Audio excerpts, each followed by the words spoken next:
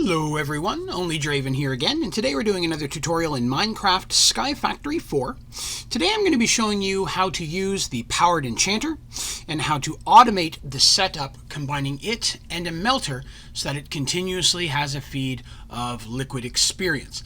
Now this tutorial will be refreshing a little bit on something I've done in the previous tutorial, which is how to get liquid experience in a melter. So if you're not sure how to use the melter, this will be a refresher, but you can check out that tutorial on my channel as well.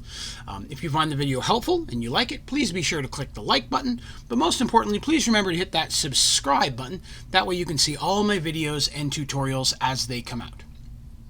Okay, so starting off, we're going to go with, we're going to need a melter. So to make a melter, you're going to need a dropper, block of iron, 2 blaze powder, and 3 obsidian. And then you're also going to need your powered enchanter, which is 1 regular enchantment table, 2 emerald, and 4 pieces of obsidian. Now, we're also going to be using item extraction cables and things of that nature. If you're not sure how to make those, you can find those in the JEI. So we're going to fly over here. Our power source is going to be that solar over there. We're using wireless power and solar. There's tutorials for how to use that on my channel as well if you're not sure how to do that. So as you can see, I've already got a powered enchanter down, and I already have it connected to that energy battery here, which is being powered by the solar that we saw earlier, an energy extraction cable connecting them. So when you click on your powered enchanter, you'll see that it has power. When you place an enchantable item here, it will use liquid experience, which is filled here in the middle, to enchant the item with a random enchantment or group of enchantments. So to get the powered enchanter going, we need some liquid experience. And that's what our melter is for. So let's go ahead and grab that. Now, a melter, I hope if I put it in the right spot, the melter has to be over top of a heat source, lava being probably one of the easiest. Now you'll notice that I've built this with stone around it because of course lava will catch wood on fire, and occasionally fire is going to appear in some of these empty spaces in between, but I've never had it catch anything else on fire as long as the ground it's on is a non-combustible item. So we're going to go ahead and we're going to attach our melter here. Now these chests and item extraction cables you see I have set up, we're going to look at those in a moment. But once your your melter is over top of your heat source, which you can see here it says heat 2, it has power. This is where you're going to put in your recipe, which is going to cause it to turn those items into liquid experience, which normally would go into this tank. So let's go ahead and do that. Put that fire out real quick. So we're going to grab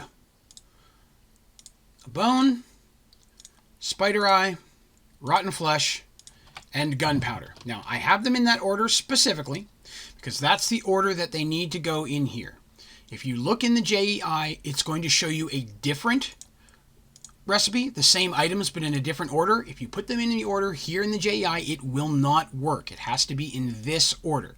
So as I set this last one in, you'll see this bar here starting to turn, and it is now going to be converting that item into liquid experience. You can see I have 10 of 16,000, 30, and it's going to continue to do that. If you click recipe unlocked and change it to recipe locked, now it will go all the way down to 1, but it will keep 1 item in there. Now that's important for automating this.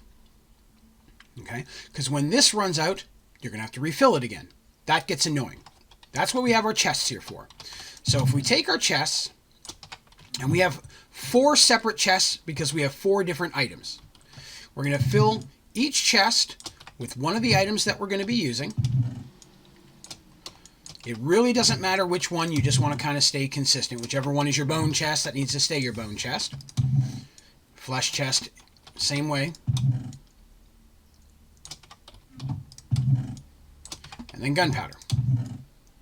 Now what this is going to do is it is going to take those items using the item extraction cables coming from each chest and continuously restock your melter, which is going to just keep filling it up until those run out.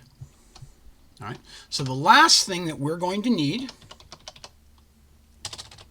if I could spell, is going to be a fluid extraction cable. Now when we take the fluid extraction cable and then we shift and right click on our melter and connect it with our powered enchanter, you'll see that now the liquid experience that we're making is moving directly into the powered enchanter.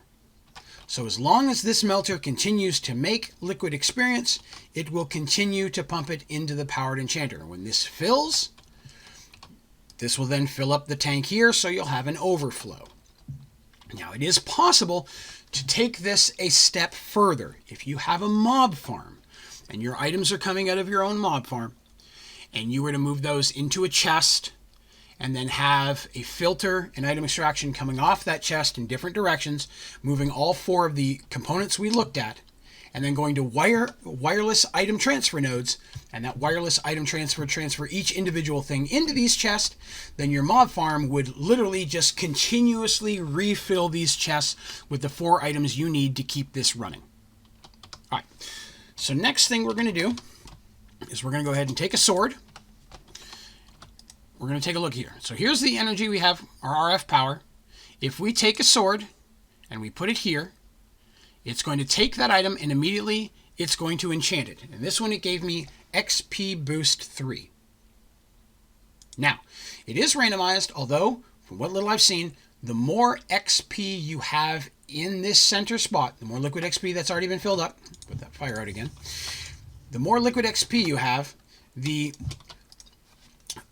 better chance you have of getting stronger enchantments or multiple enchantments. It's not guaranteed, but just in the items that I've been using as I've been experiencing it, I have seen that seem to be making a bit better difference. So I do recommend giving that a shot if that's something that you want to do. Let it build up for a while first before you go ahead and put your item in. That way you're getting the highest powered enchantments possible.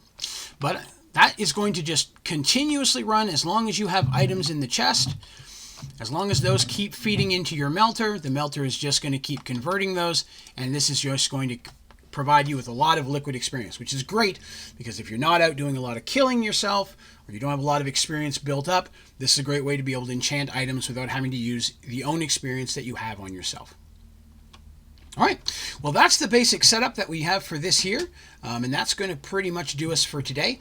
If you have any questions about this tutorial or any of my tutorials, please be sure to just drop them down in the comment section of the video, and I'll be happy to try and get back to you as quickly as I can.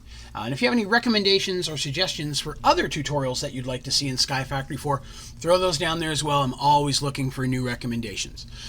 But again, that's going to do us for today. Thank you very much for watching. Have a great day.